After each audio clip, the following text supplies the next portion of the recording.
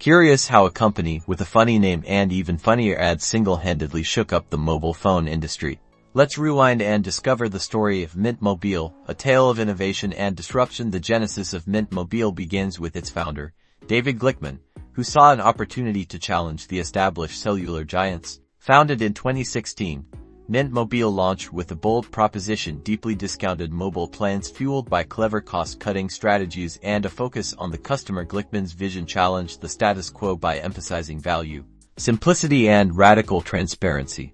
Unlike the traditional carriers, Mint Mobile eliminated physical retail stores, slashing overhead costs. This permitted Mint Mobile to offer significantly reduced monthly rates, capitalizing on leveraging that mobile network, providing a great service at a budget price.